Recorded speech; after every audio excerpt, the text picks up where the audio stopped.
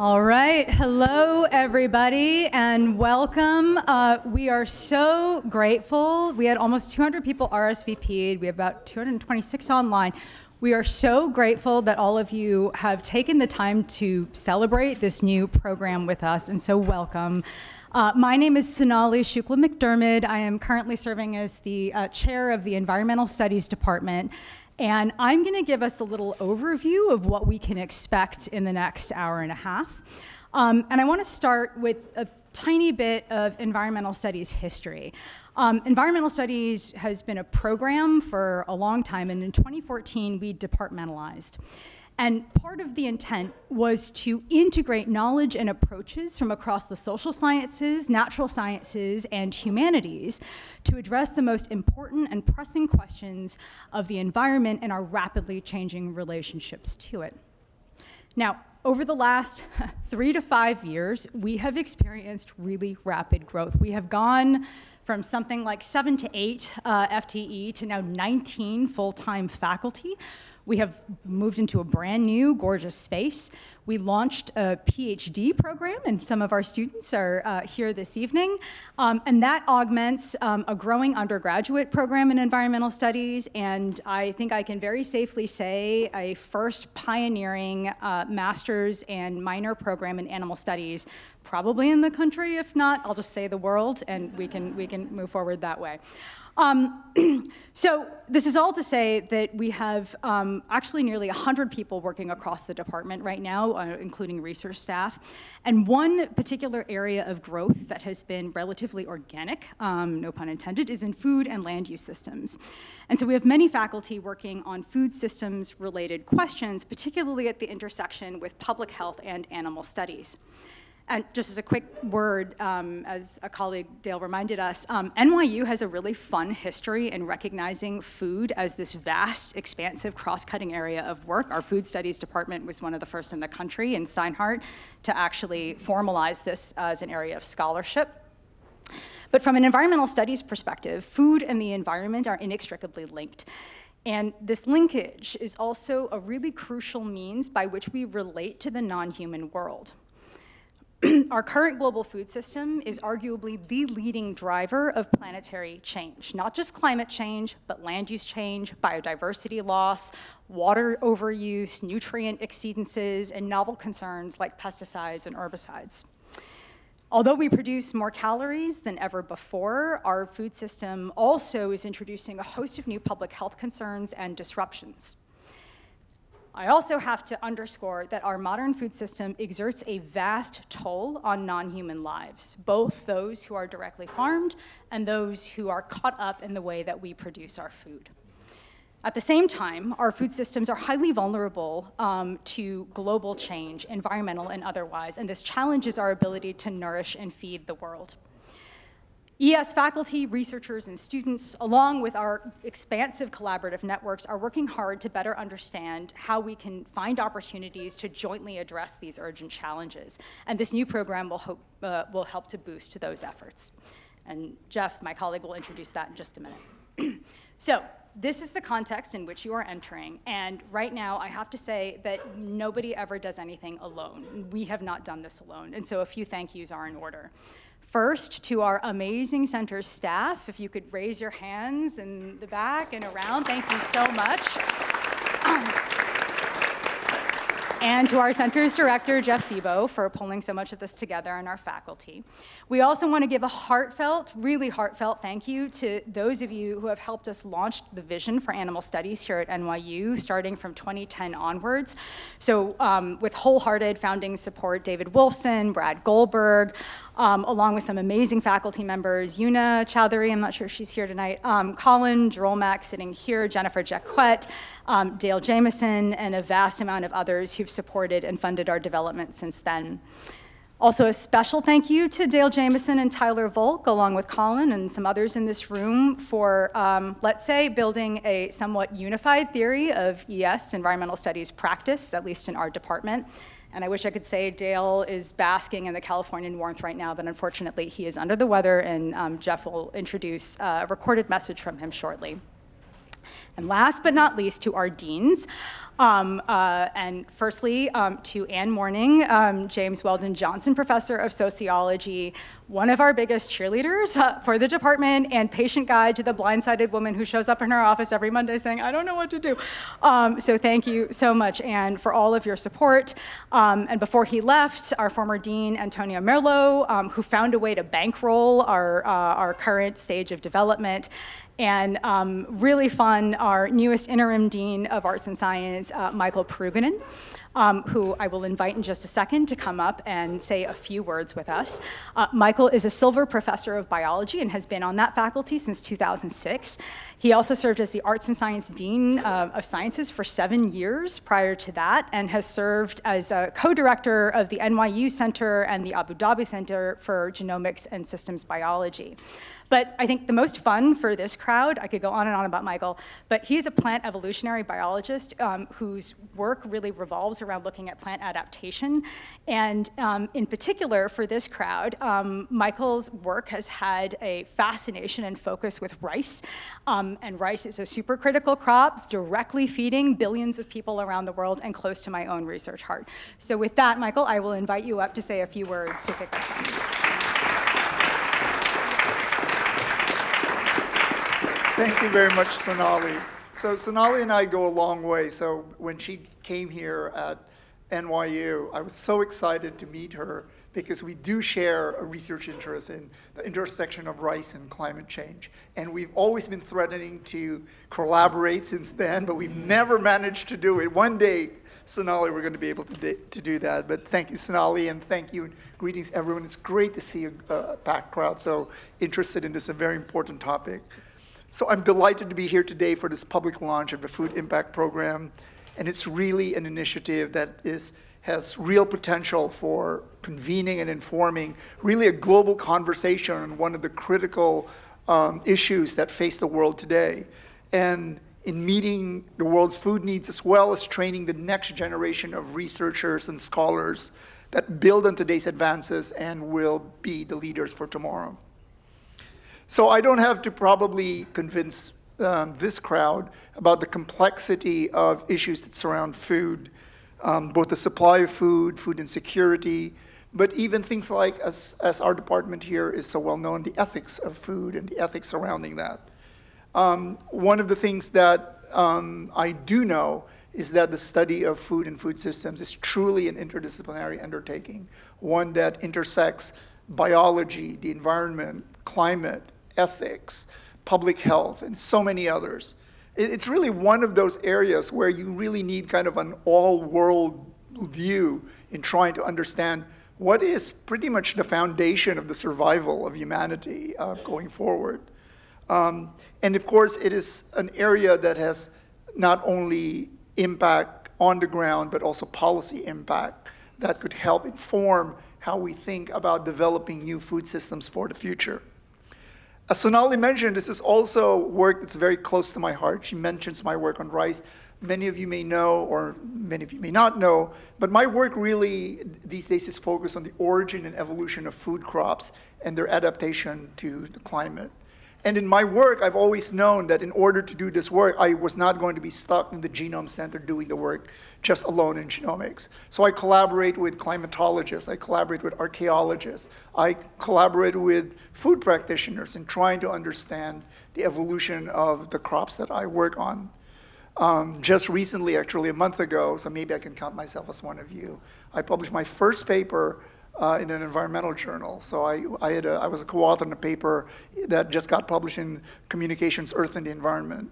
And it was actually one of the most depressing papers I've ever written. It was with me and my colleague Jade Guedes, who's a paleoclimatologist, which it's her lab and my lab, who published a paper. And what we showed in the paper was that in the 9,000-year history of rice, it has never seen the temperatures it's going to experience, even in the least problematic form of climate change we face.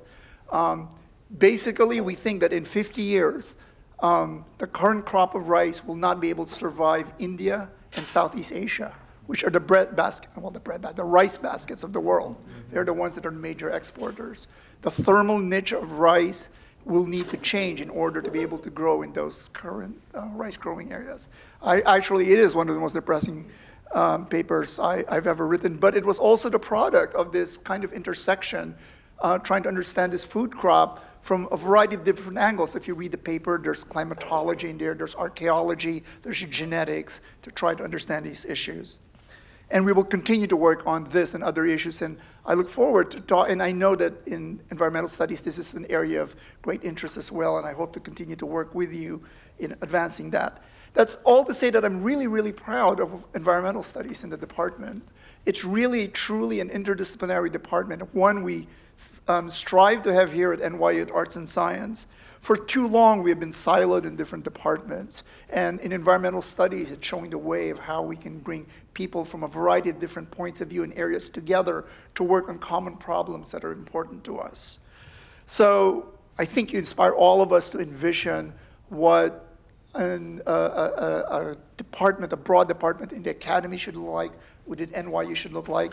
And hopefully with this program and within this department, it will expand outside of the department and bring together people across the arts and science and the university and help us address a really fundamental problem that's facing us all. And as I said, it's near to my heart as well. So thank you very much. I look forward to seeing some of the events today.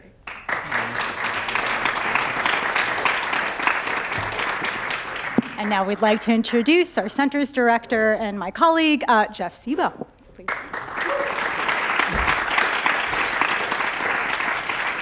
Well, thank you so much, Sonali and Michael and Anne and everybody for being here today, and to all of our colleagues and all of our supporters for bringing us to this moment.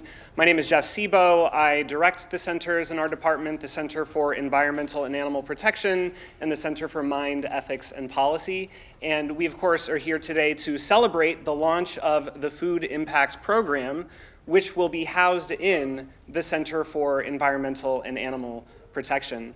And Sonali was noting the Department of Environmental Studies now goes back about 12 years. Amazingly, the Center for Environmental and Animal Protection itself now goes back nearly 8 years, which is amazing when you think about it. It really feels like a blink, but it has been nearly 8 years now.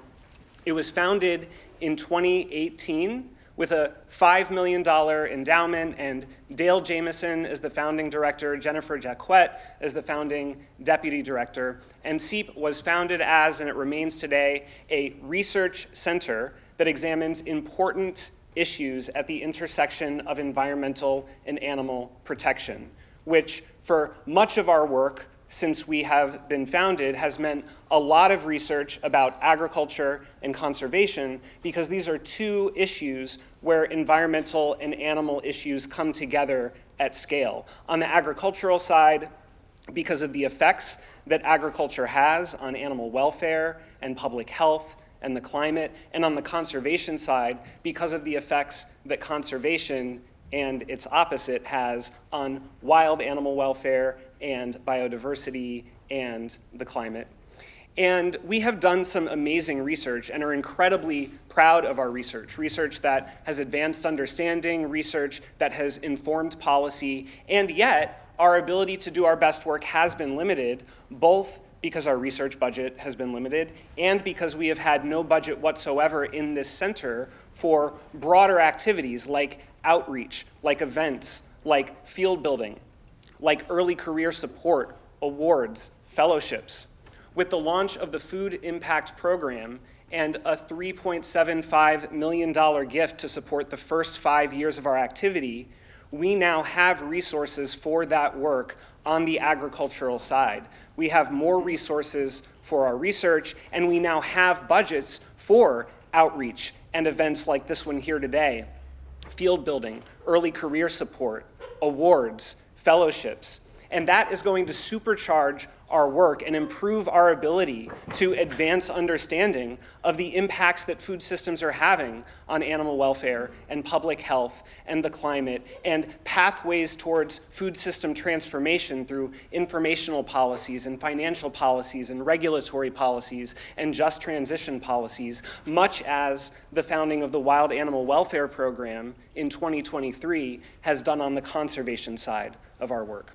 So I am thrilled to be able to work together with my colleagues here in this department, this incredible multidisciplinary, integrative, problem-oriented department, to be able to continue this work now with these extra resources and the people that the resources will make possible. I could go on and on about why, but instead I would like to give a little bit of time over to my predecessor, Dale Jamieson.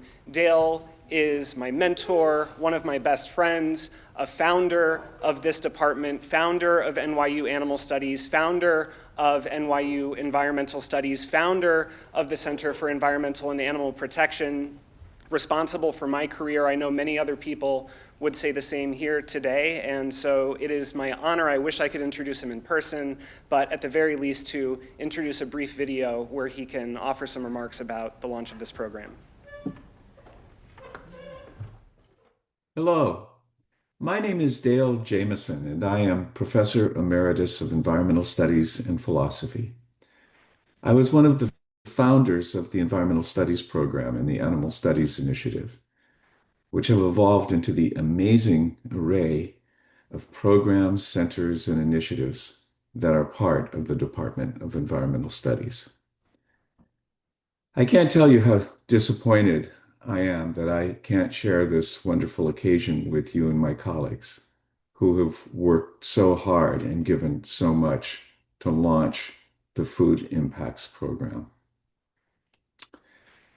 When I was a graduate student and young professor in the 1970s, like many of my generation, I was passionate about stopping animal suffering, protecting nature, and ending global hunger. What I did not see then was all the complex relations between these issues. Nor did I see how I could make these passions the center of a viable academic career. By the 1980s, at the University of Colorado, I had managed to incorporate animal and environmental protection into my teaching and research, but questions of hunger remained at the margin. When I arrived at Carleton College in the 1990s, I was surprised and a little dismayed, honestly, about how some of my most brilliant students, whose parents were paying boatloads of money to send them to an excellent liberal arts college, seemed most interested in donning overalls and digging in the dirt. At least that's how it seemed to me at the time. But I learned from them. And I also learned from my academic colleagues who were modeling Earth systems and working on air and water pollution. And I began to see how the food system was a nexus for all the problems that I had been concerned with. The connection to animal suffering was and remains heartbreakingly obvious. When I arrived at NYU in the 2000s, I learned from new friends such as Marion Nessel and new colleagues in the medical school and in public health. By now, I was convinced that a focus on food systems needed to be an important part of an environmental studies program. But when I broached this with administrators, at first it was like talking to the old me. Agriculture is a topic for land-grant universities in the Midwest, not for an environmental studies program in an urban university. But we all continued to learn together. And over the years, we assembled a community of world-class scholars who focus on the food system as an integral part of understanding global environmental systems and the institutionalization of animal suffering.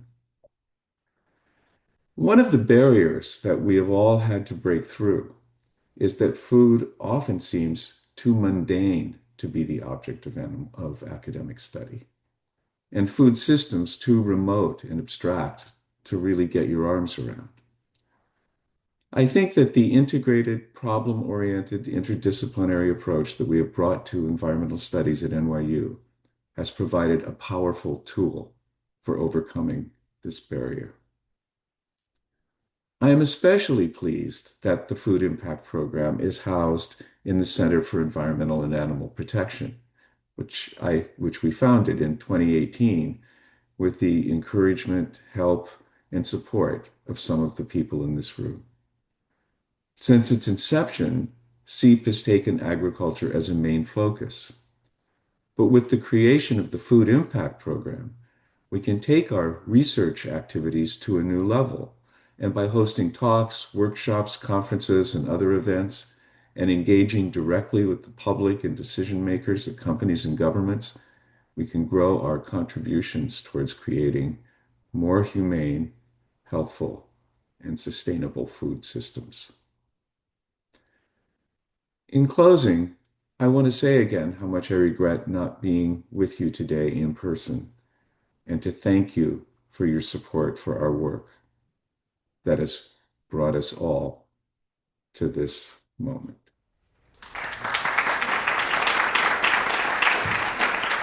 Hopefully Dale is online and can hear that resounding applause. Thank you so much, Dale. All right, so let's get into it. I am so psyched to be able to bring my wonderful colleagues up here. So I will invite you up as I say your name. And first up is my colleague, Becca Franks. Thank you, Becca. Becca is an assistant professor of environmental studies with us and is the director of the Water Lab and the co-director of the Wild Animal Welfare Program. Bringing an environmental studies lens to questions of animal welfare, her research and teaching explore how science can improve the lives of animals and human-animal relations. She has published over 70 scholarly articles, chapters, and commentaries specializing in animal behavior, quantitative methods, and aquatic animals.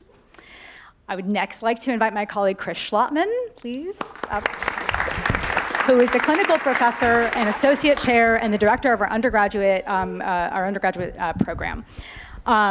He is also chairing our new environmental humanities initiative. And he is also the global curriculum coordinator in the Department for Environmental Studies. His research and teaching is grounded in philosophical and integrative analysis of a variety of environmental topics, including values, education theory, animals, food systems, and climate change, I think too, all with an eye towards an integrative approach to the environment and how that can advance our understanding of it. I would like to also invite up David Cantor, wherever you are, here you are, who is an associate professor of environmental studies here with us. Also the new director of our graduate program, chair of the International Nitrogen Initiative, and director of the International Nitrogen Network. You can see a theme approaching from David. His research examines the science and governance of nutrient pollution and how to manage the transition to a more sustainable agri-food system. He received his BSc in chemistry and law from the University of Bristol, his MA, PhD in science and technology and environmental policy from Princeton. Matthew Hayek, yeah, here we are, thank you. My colleague is an associate professor with us, and his research has a specific focus on greenhouse gas emissions and contributions to climate change. His most recent paper concerns the relative impacts of grass-fed versus conventional beef production on methane emissions and land use in the US. And his most recent project analyzes the land use requirements of food production, examining regional and global opportunities for reforestation and negative carbon emissions entailed by shifting towards more efficient consumption patterns and production systems, and now has some interesting new work coming out on leather as well, too.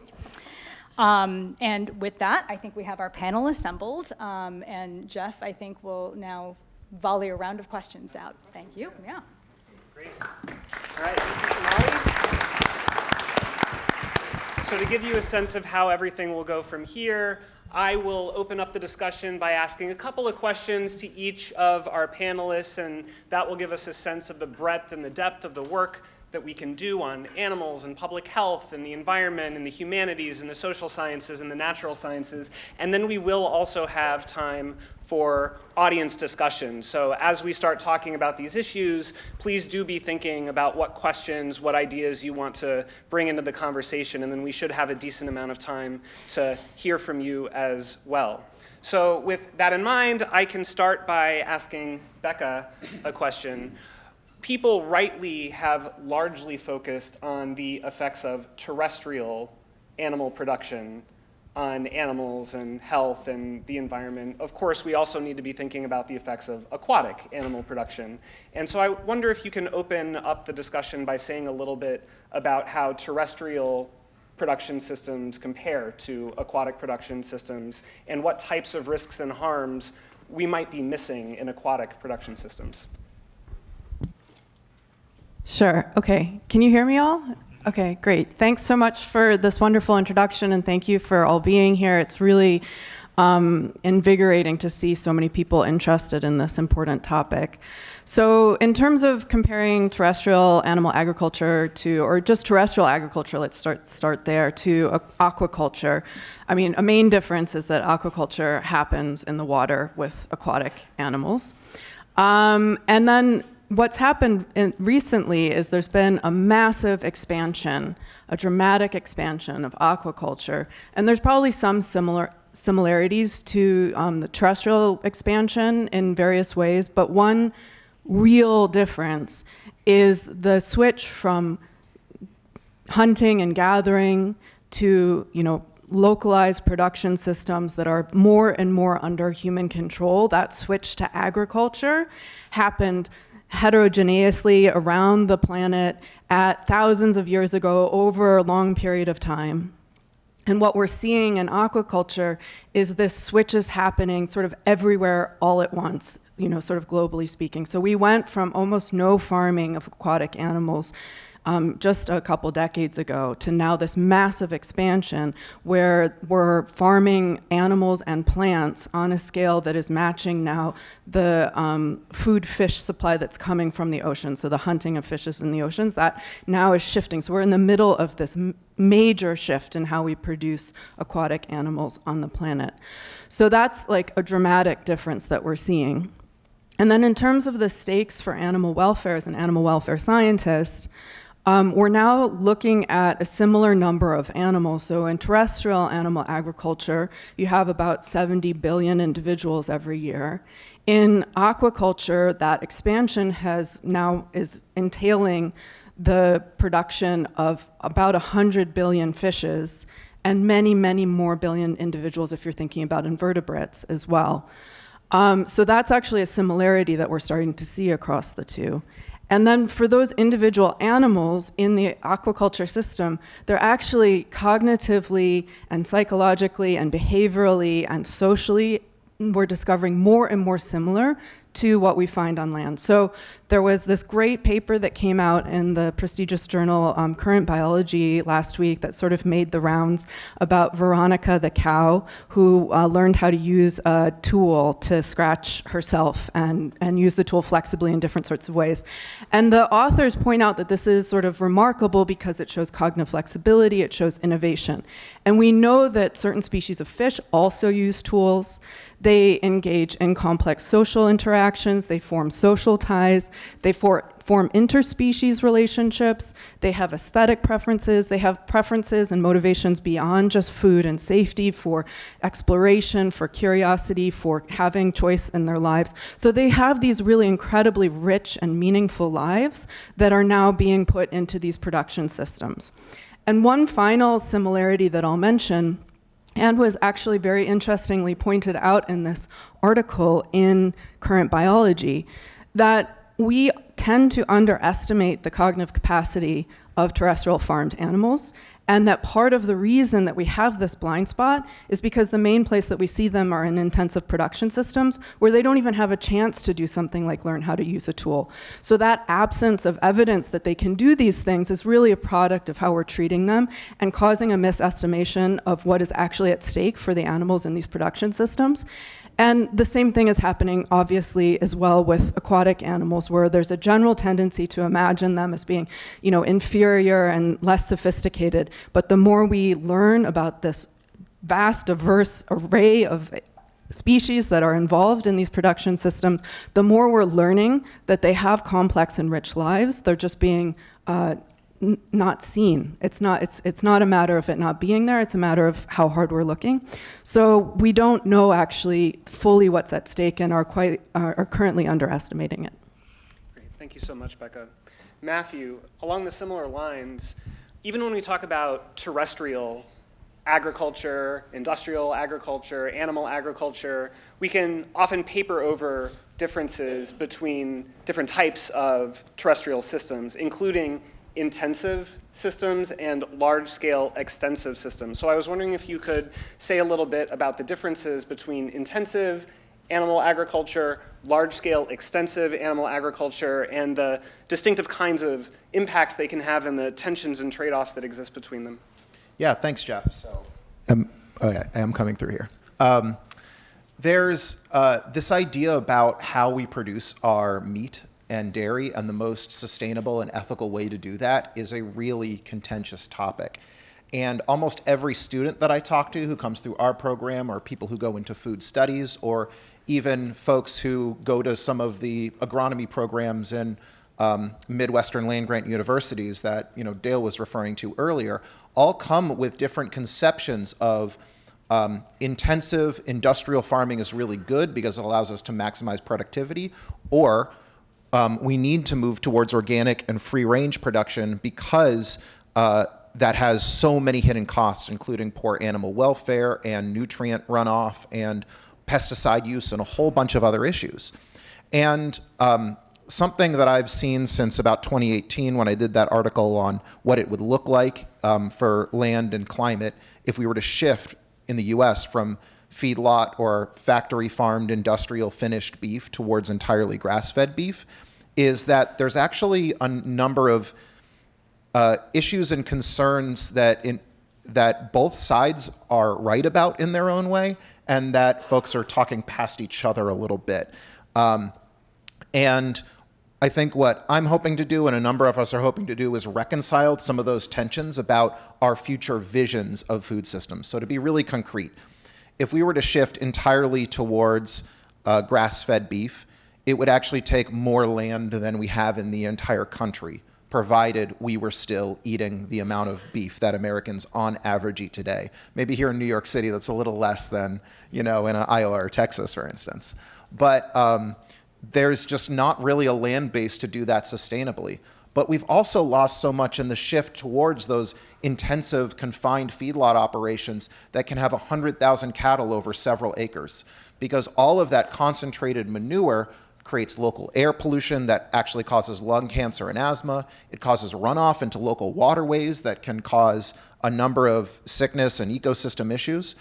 And what we really haven't seen yet, and we're hopefully in the beginning stages of, is trying to compare all of the costs of the externalities from animal systems and the costs on ecosystems and human health from extensive systems versus intensive and industrial systems, and hopefully use that to inform what type of appetite politicians and countries and leaders in sustainable development have for these different production pathways, as well as, of course, institutional levers to try to eat a little less meat and dairy. Awesome. Thank you very much, Matthew. David, everybody here knows that food systems can cause pollutants to enter the environment. I think not everybody knows that they can also cause super pollutants. And so I wonder if you can tell us a little bit about what super pollutants are and how they relate to food and animals and health and the environment. Sure, thank you. And thanks everyone for being here. It's a wonderful honor to be here and to see all of you. So super pollutants are really the other half of climate change, right? We all know carbon dioxide, but that's, depending on the timeline you use, really only about half to 2/3 of the problem. You have methane and nitrous oxide and black carbon and ground level ozone and hydrofluorocarbons, and they're emitted from a bunch of different sectors, but the one unifier of all of them is the food system. Methane is emitted obviously from animal agriculture, but also rice production, as we were hearing earlier. Nitrous oxide is emitted from the overuse of fertilizer and the production of manure, the management of manure. Black carbon from the burning of agricultural residues. Hydrofluorocarbons are used in refrigeration, so along the food supply chain. And the reason that it's important to focus on those super pollutants is not just that they're the other half of climate change. They often have several of them have much shorter lifetimes than carbon dioxide, so you can get quicker action by dealing with them. Also, you have massive co-benefits that come from dealing with these super pollutants, because several of them are also really powerful air pollutants and water pollutants, as well as being greenhouse gases. And air pollution now is the leading cause of premature mortality worldwide. About 9 million people die prematurely every year as a result of air pollution, and much of that comes from pollutants emitted in the agricultural sector. And these super pollutants have historically been ignored by the climate world, the climate policy world, I should say, carbon dioxide tends to suck all the oxygen out of the room. And it's only recently that countries have started to include these super pollutants in their nationally determined contributions, their national climate policies. More philanthropies are focusing on it. And it's really important now that we have, with the Food Impact Program, we can really take a more unified approach to thinking about this other half of climate change. So super pollutants are finally in the spotlight, and this is a really exciting time. Great, thank you very much. Chris, we talk a lot in general terms about the animal welfare and the public health and the environmental impacts of food systems, but within each of those categories, there are many, many impacts, and there might be others besides. So I wonder if you could say a little bit about what impacts we might be neglecting, we might be missing when we try to do impact assessments of the food system. Sure, and again, delighted to see everyone here. This is a long time coming in a sense, and it's very nice to see it all come together. So food research into food impacts is kind of a funny thing in that we know a lot of the broad brush things with a really good degree of confidence, right? So we know that agriculture writ large is responsible for between 1/4 and 1/3 of all anthropogenic greenhouse gases. We know it normally ranks #1. You name your environmental issue: biodiversity loss, freshwater use, other groundwater pollutants, things along those lines. And at the same time, it's such a dynamic area. Agricultural practices change. It turns out the climate is changing, and that changes agricultural practices. Agricultural practices, in turn, feed into climate change. And there's so much we don't know in that space as well. So kind of we have this funny thing. It's just like climate change. We know enough, in a sense, to get us started, and then there's so much we don't necessarily know. So some quick ideas kind of lumped into empirical and kind of non-empirical policy, values, behavioral kind of gaps in research would include understanding soil characteristics over time, in particular whether or not we can actually get carbon sequestered back in the soil through agricultural practices or post-agricultural practices in a form that actually keeps them there.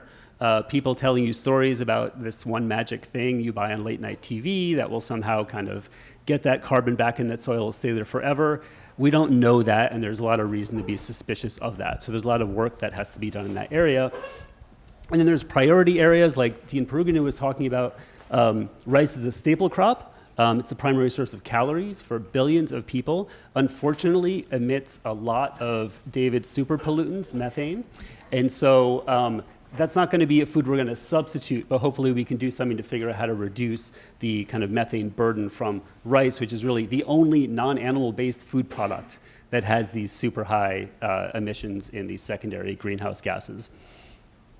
And then kind of technical things like how to utilize these essential, unavoidable pollutants like nitrogen fertilizer better, and then kind of very interesting technical questions about if we can actually get the nitrogen fixing bacteria that produces fertilizers for plants to work on non-leguminous crops so we can put David out of business once and for all.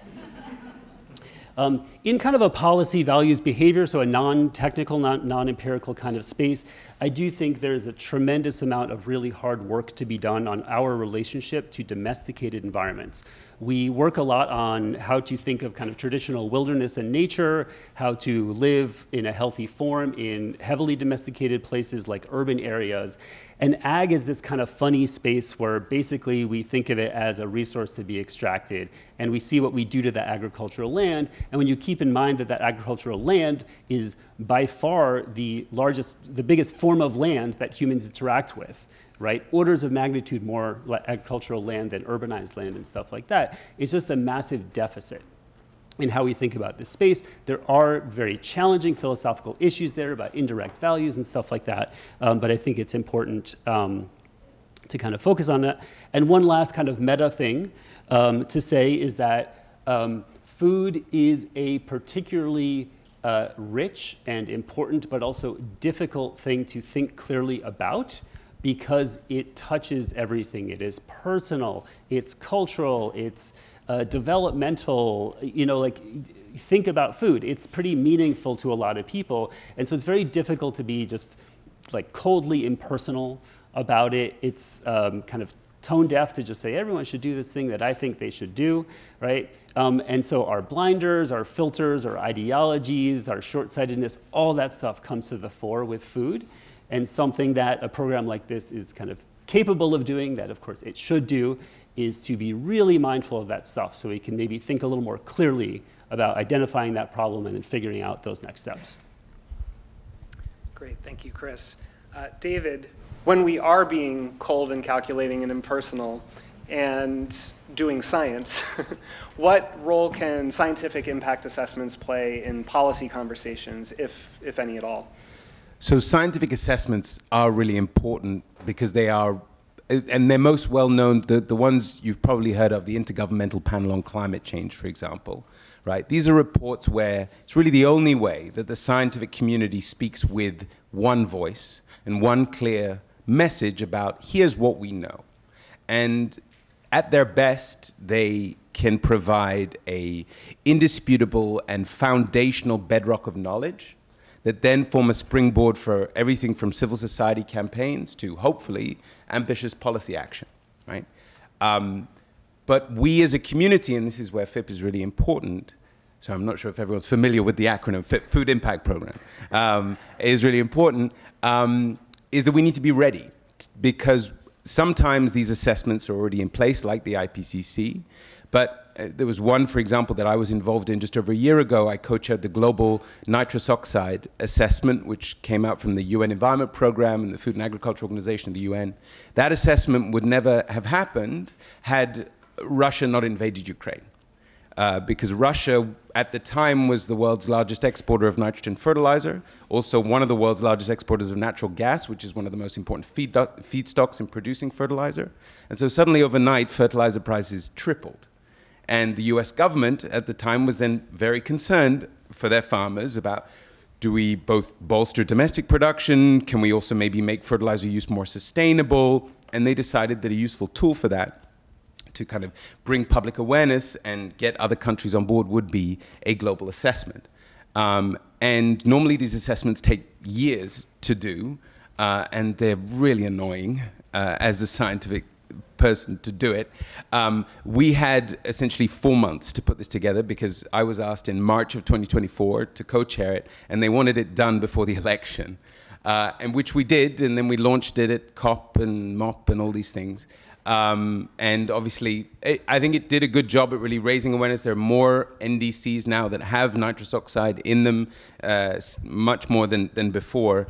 And obviously, given everything else happening in the world, we would have perhaps seen more interest in it in a different outcome. But these assessments, the point being that we need to be ready when these moments come along, because we don't know exactly when they will. And so programs like this that train the next generation of experts, that raise awareness, that have this level of public outreach, that fund research, are all really important in equipping us to answer the call when the political moment comes for these scientific assessments to really have an impact.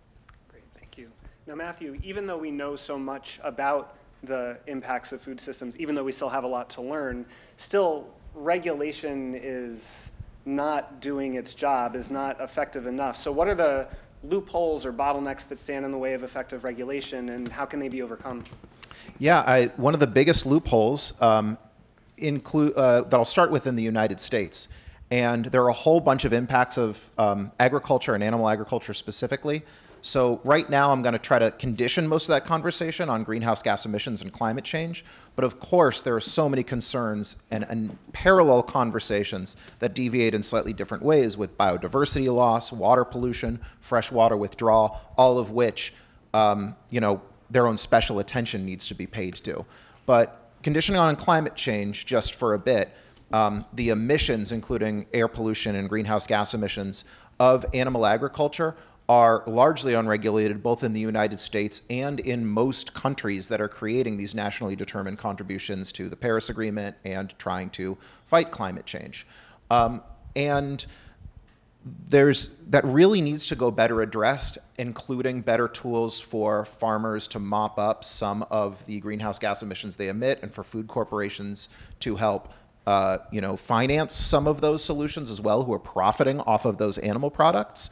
And what we're doing right now on one major greenhouse gas, methane, probably number 2 of the greenhouse gas emissions globally in terms of the contribution that it causes is Dr. Shelby McClelland and I are kind of currently working on this analysis. So it's a good lens, now honing into one greenhouse gas of one major problem that the food system is causing, that better technologies, regulation, and improvements to efficiency can help us meet some of our methane reduction goals by they can get us like 50% of the way there. So we absolutely need to be focusing on better technology, financing, regulations. But it's not going to get us all the way there if we're not also looking at what foods are subsidized, what foods are most cheaply available in the grocery store, and the demand for rising meat and dairy that is incredibly high in this country, and rapidly developing countries are experiencing increasing demand for. We found there's essentially no way to get to that one particular climate goal, and this is the case for a number of climate and environmental goals, that sustain that business as usual increase of the growth and consumption. So while we absolutely need some of these regulatory loopholes to be closed, we also need to find creative ways to think about shifting the entire food system towards more sustainable production and consumption.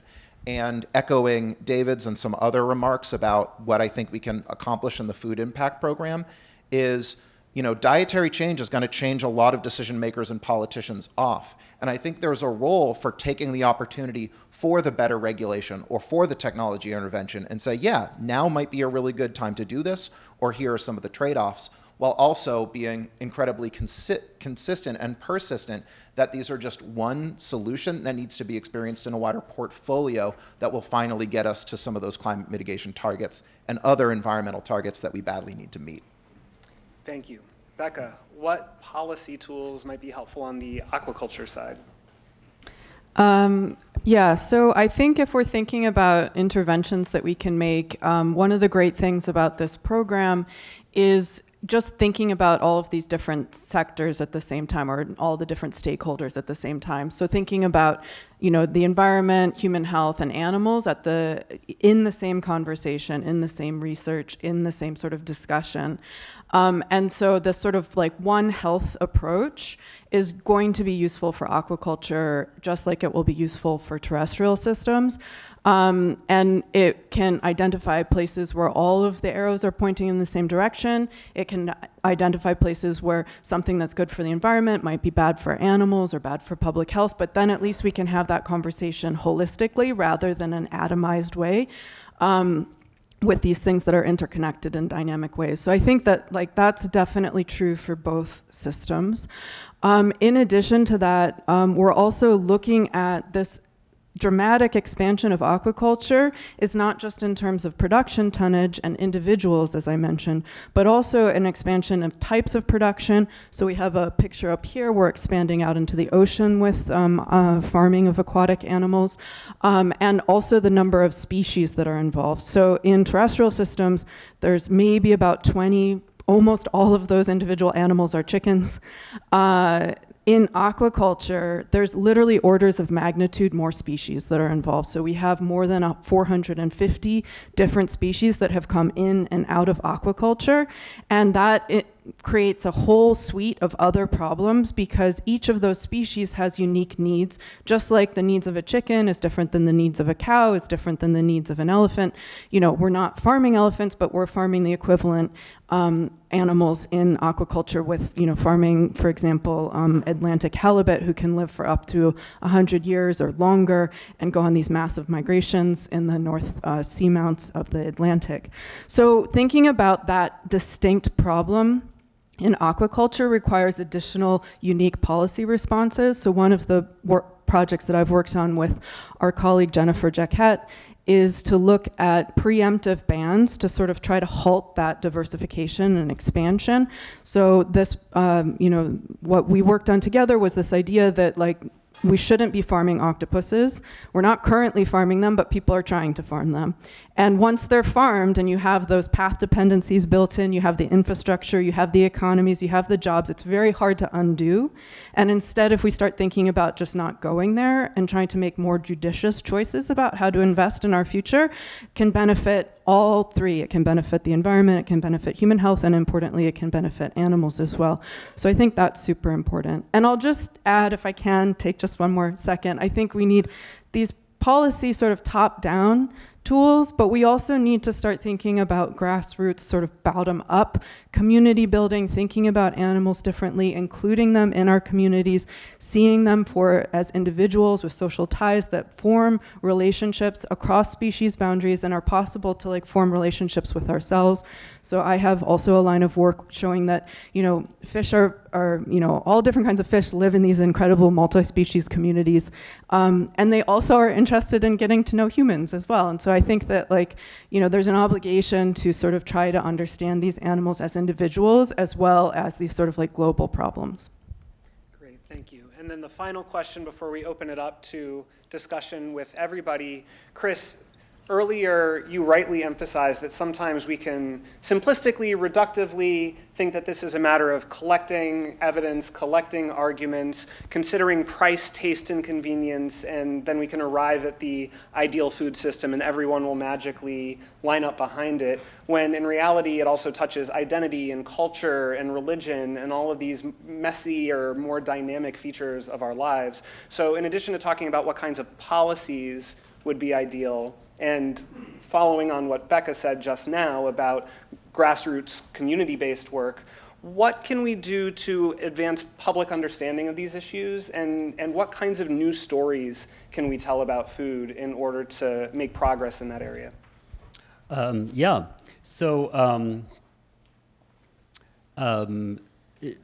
What a wonderful question. Food is, we all wrote our own questions, by the way. I have no idea what you're talking about. Denied.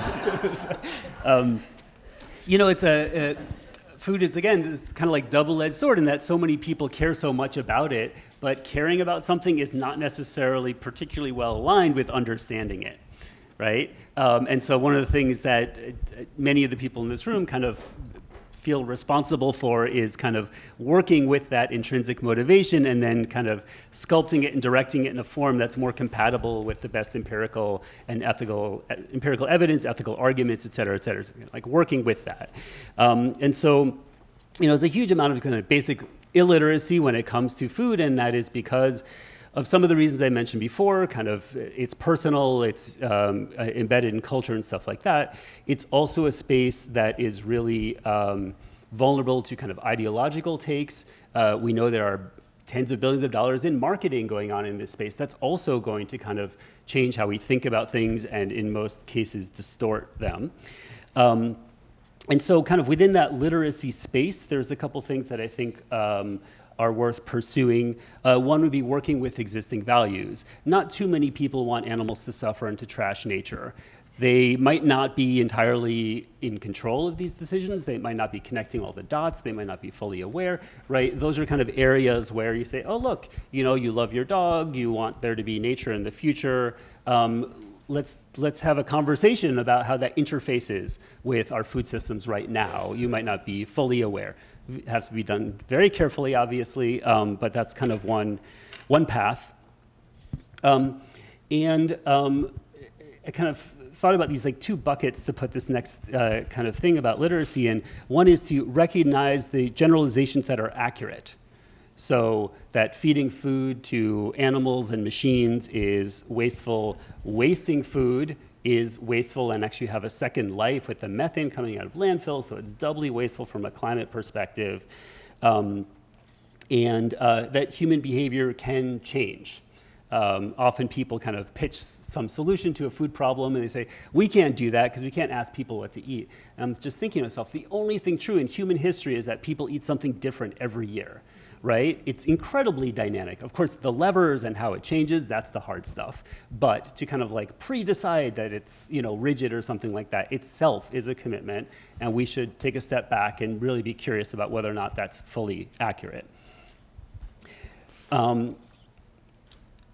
another generalization that goes into my specifics is that over the course of kind of modern scientific research, every time we learn something new about the animals we exploit, it's that there's more going on there than we thought. So I can't guarantee you that's going to be true for every animal we study moving forward, but again, kind of worth taking a step back and realizing that. So there are generalizations, there's also specifics. So one would be that when we're talking about terrestrial food production systems and animal systems, they really are very distinctive from aquatic ones, even though there's also some merging of kind of domestication of these two kind of systems, but one is a wild biological system. We're actually like scooping biodiversity out of the ocean when we're talking about fishing. There is no real analog to that in the terrestrial system. It's a much more kind of standardized, domesticated one. That luxury foods and subsistence foods are remarkably different. It should be thought of quite differently in terms of what kind of interventions and what kind of research we want to do, and especially on the ethics. And that different greenhouse gases deserve different analysis. There is a trend, and I'm very sympathetic to it, but I think it's very limited, to say you add up greenhouse gas X, Y, and Z, and here's the new total. But they have different lifespans. Some of them also deplete the ozone layer. There's a lot of complexity going on there, definitely different sources, and so not to kind of like overly lump things together when in fact they should be treated as somewhat differently. And that goes back to one of those generalizations. This is also true for animals, right? Different animals are differently responsive to these kind of domesticated environments, and we shouldn't kind of gloss over that. So one of the stories, kind of my hobby horse forever, has been that we have a really good story that's really psychologically resonant, that sells a lot of books, that says that we should all kind of convert our food production systems to a version of Vermont, right? And I love Vermont. It's not a slight on Vermont, right? But bucolic, low density, kind of pre-modern, anti-industrial, small numbers of cows have to be in the system because you don't want synthetic fertilizer, right? You kind of have that image in your mind, and that's what makes it so compelling and so resonant. If you do the math, though, if that's how we produce food, we'd be cutting down all the remaining forests on Earth, probably times a couple more, right? We'd have a lot of starving people. There's just no mechanism by which that pre-modern mode of food production can actually feed anything close to 8.5 billion people. So I do not have the kind of next story, right? I hope sometime in my life we get there. But our charge, as I see it, is to come up with a better story that is compatible with the best evidence we have. And we know that's not going to be a pre-modern story. We also know it's not going to be the full-bore industrial story either. We know enough about the downsides of something like that, just to be clear, right? But one that accounts for the empirical evidence, allows us to feed everyone, gives a serious effort to kind of honor the value that we have in the world with regards to other humans, with all these animals in the system, with the nature that we are interacting with and sometimes destroying when it comes to the environment. And of course, that also has some sort of psychological resonance. So sorry I don't have some awesome spoiler at the end of it all, but I do think it's kind of worth recalibrating our efforts so that we don't go down this less productive road, right? And kind of think really kind of honestly about what the evidence says, what the best values say, and then figure out what kind of story we can come up that accounts for that. Right, great. Yeah, and this is part of why we need to be having all these conversations together in the humanities, in the social sciences, in the natural sciences, about the effects on animals, the effects on health, the effects on the environment, in terrestrial systems, in aquatic systems, because unless we think about all of those issues together, we risk trading some harms for other harms instead of finding the food system that globally can feed everybody while minimizing harm overall to humans and animals and the environment. That, of course, is a big charge, and then you do need to think about the policy implications and the narrative implications, but that is what we are going to be trying to advance understanding of with this program, and I love that I get to work with these people in order to do that. So we now are going to open it up for discussion with everybody. We have 15 to 20 minutes, so we should have a good number of questions from in person. We also can bring in at least a few questions from online, so if you are tuning in online, feel free to enter a question or comment on the Q&A tab of Zoom, and we can keep an eye on that while we start to field some in-person questions. So there are a couple of microphones on each side. If you want to raise your hand, then we can get a mic to you and you can ask a question. And then I will encourage the panelists to pick one and at most two people to answer any given question so we can get a decent number. Yes, in the second row. Yeah, I feel like we're in a Hold on, we are going to get a microphone to you so everybody can hear you. Sorry about that.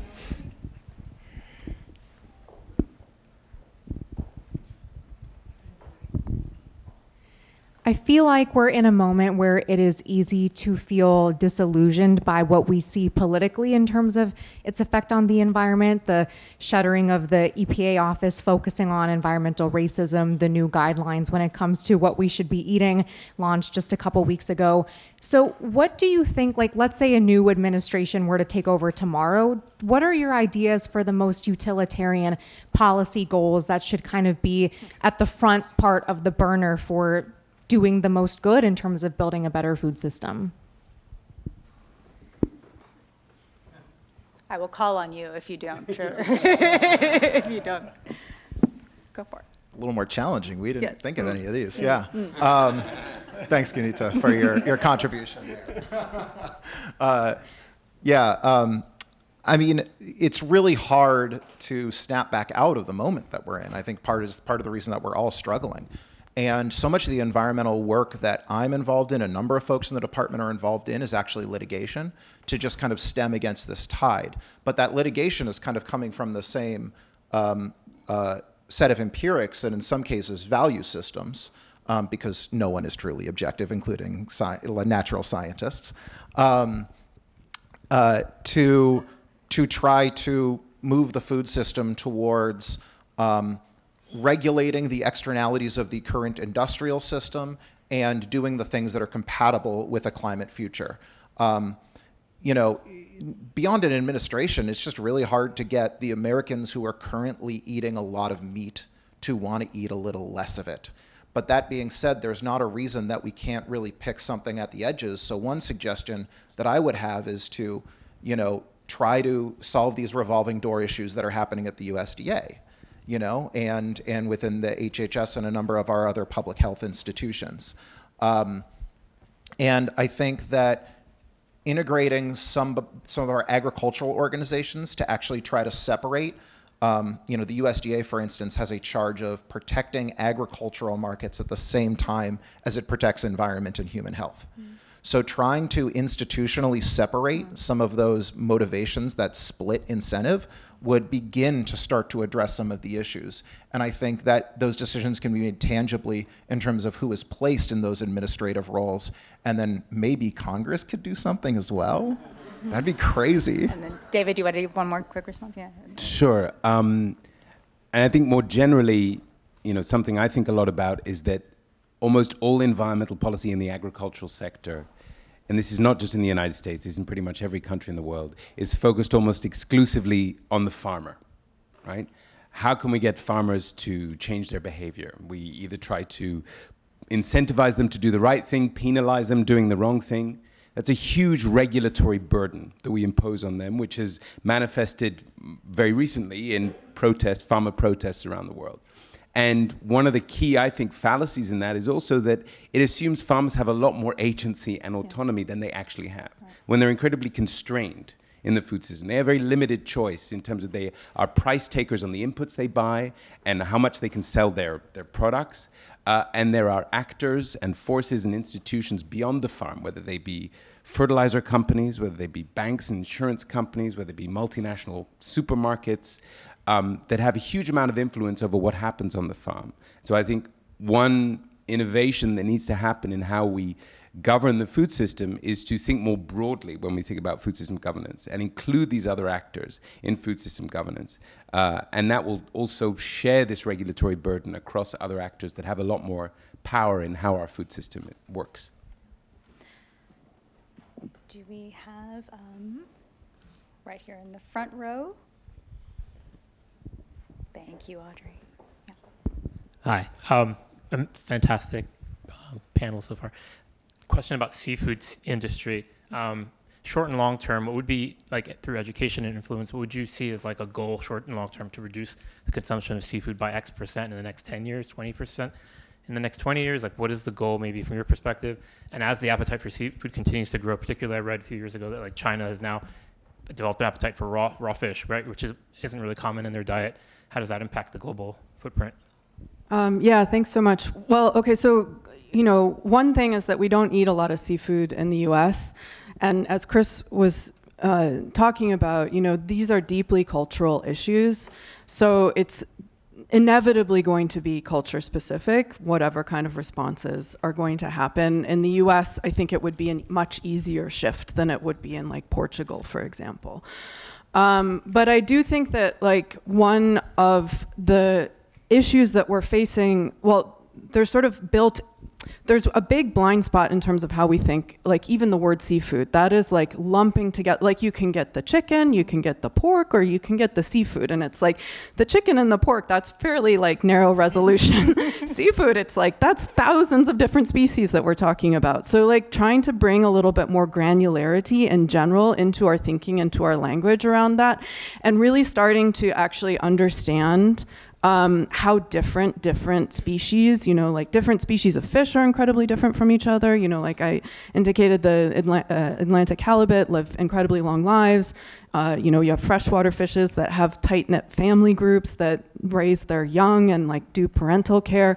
So there's just a lot of like, we have sort of a murkiness in terms of how we think about these organisms, and I think just bringing some granularity can help us think more clearly and think hopefully better. So first, I think the thinking needs to change, and I think that there's like policy things that can be done in that space in terms of encouraging, investment in understanding them better, and education programs and understanding fish as individuals, and even like crustaceans as individuals. Lobsters have these incredible navigatory abilities. Certain forms of shrimp engage in parental care. So there's a lot to be learned. And I think if we can begin there, then you get the seeing right, then you can make better decisions going forward. So I think right now there is like this information vacuum, and just generally sort of trying to, one thing that I didn't mention is a lot of this expansion is being pushed by the UN as addressing food security. And as Chris mentioned, you can have these sort of like broad generalizations that, yeah, that's true in general, but then that argument for expanding food production in aquaculture is getting flipped around and leading to investment in salmon, which is going to luxury markets, to not food secure people. So it's like to actually get that specificity and sort of disaggregate what is now being treated as a homogenous sector is really important. Sorry for not double clicking, but what about all the poke restaurants that keep opening up? Like, it's so cringe. I'm sorry, my diet's far from perfect. Yeah. Who's eating there? I don't know. We'll take a couple of questions online as well, too. I think, Chris, maybe I'll pose this one to you. Why, as a food systems movement, do we struggle to propose a clear new model that balances feeding humans while protecting the planet? And I know this speaks to your last comment, and I guess I'll augment that by asking you, too, is it one story that we're after, or how disaggregated or distributed do you feel the stories need to be? Yeah. It was easier when we wrote our own questions. So it's a wonderful question. And my immediate thought was kind of like that there's a parallel thing going on the left. Like there isn't a unified story because the constituents are so diverse that there isn't going to be a story that kind of reflects all the complexity of all the constituents in a way. And again, food is hyper-contextual, hyper-cultural, hyper-local, et cetera. So I wouldn't, it's also a helpful corrective to my last point in that I don't think there is a story, a single story. Yeah. So, I mean, I basically said something that might have been heard. I didn't mean to say that. We do need better stories. Maybe there's a story in the US context if we're going to be super general or something like that. I think at the end of the day, it's because there are so many different perceptions and so many different values at stake, and it's a hot mess. Like, it is not a domain that is amenable to kind of a simple, clear story. So that doesn't mean that that's impossible. You can think about the complexity of human struggles for freedom and say, well, we have a simple concept, human rights. Like, it's not, doesn't explain every nook and cranny of human experience and stuff like that, but it goes really far as a powerful moral story. And so maybe that's one way to think about it, is kind of like, like a simple, important, non-comprehensive way of thinking about it. It's the same. There's the same structural problem that food has that environmental studies has, which is that the thing that makes it so rich and so amazing to study and so exciting to kind of like work with is the same thing that makes it really hard to kind of like reduce down to kind of simpler explanations. And so food is a version of that, which is what makes it rich and exciting and important, and also really complex when it comes to some of these challenges. Thank you. Maybe we'll take, we have one question here. Yeah, please, thank you. A question probably for David. Do you think we maybe spend, given agriculture's many impacts that you have spoken about, and very exciting what you're all doing, given nutrient pollution and the huge impacts that it has, there was an article written a few years ago, maybe you wrote it, I don't know. It said, depends what it says. it said, is nitrogen the next carbon? Is nutrient pollution actually a bigger problem than climate change? And especially given all the impacts of nutrient pollution from agriculture, and especially from animal agriculture, are we almost maybe paying too much attention to climate change given all of these other impacts? I wish I could say I'd planted that question, but thank you. It's very true. I mean, nitrogen and nutrient pollution, and the distinction there, nutrients also includes phosphorus as well, which is really important. The scale of the kind of perturbation of the nitrogen cycle is greater than what we've done to the carbon cycle, just in terms of the amount of new nitrogen that we put into the Earth system every year. And as you're rightfully pointing out, there's this unique chemistry of the nitrogen cycle known as the nitrogen cascade, where one atom of nitrogen can go on a journey of environmental destruction. So it isn't just a climate pollutant, it's also an air pollutant and a water pollutant. It impacts biodiversity, stratospheric ozone depletion. And the other thing that makes it challenging, I have no solutions here, but the one thing that makes it challenging is that when you look at the history of environmental governance and where we've successfully dealt with environmental problems, it's usually where we've been able to ban the offending substance, right? So we banned CFCs, we banned DDT. You can even imagine a global energy system where we ban carbon dioxide, right? You cannot ban nutrients, right, from the global food system. And so that makes it a more complex problem to deal with because it's an essential resource. Now you can potentially ban certain kinds of fertilizer or incentivize other kinds of fertilizer. But yes, and so the glass half full approach is that there is, by managing our nutrients more efficiently, by managing them better, you get a multitude of co-benefits, right? And really, when you compare, policymakers like to talk about co-benefits, like to talk about if we phase out fossil fuels, you get a huge number of air quality benefits as well. The local benefits of better managing nutrients outweigh the climate benefits by over 100 to 1, right? And so back in the first Trump administration, I wrote a paper saying that nitrogen should be the climate action for the Trump era, where we are increasingly inward-looking and nationalistic. We need to find climate actions where the local benefits vastly outweigh the global benefits. And nitrogen is one of those. So, you know, from your mouth to God's ears. We are very close to time, and there's a couple of questions online related to the program that I think are worth addressing, and I know there's so many more hands back there, and I so appreciate those questions. We will have a reception following this directly, and our panelists can stick around probably for a little bit longer, so you can feel free to ask your questions afterwards. Just one quick question I want to, two quick questions I really want to respond to online that actually extends, to demonstrate the reach of the program and what we've built here. So there's a question on tackling big ag before tackling policy changes. I want to mention that the center and some of our colleagues, some of whom are online right now, have done some work looking at disinformation from industrial meat and dairy and multinational companies. And so to the first question, as well as to the question online, we are looking at all aspects of the supply chain, of the sort of the big multinational space, kind of moving away, diversifying away from the farmer alone. And that actually has some import, and it has, it kind of gives us a sense of agency, and it has some impact beyond just the policy making alone, right, to reveal where disinformation and misinformation have been spread. So this is a topic that we are watching and contributing to quite strongly. Jennifer Jacquet online, hopefully she's online, that will resonate. The last question I wanted to address is that we have several questions from students on here asking how they can get involved. And one thing that I'd like to underscore, that we'd like to underscore, is that next generation training in this integrative space is really important to us and a mandate of this program.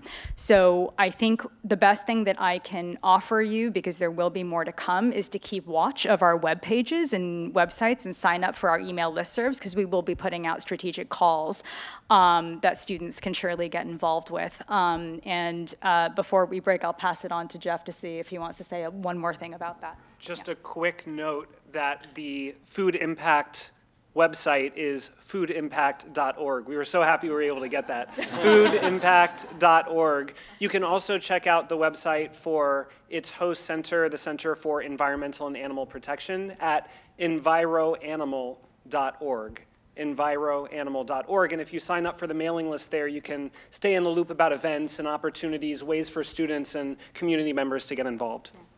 And we just made new websites, so please go check them out.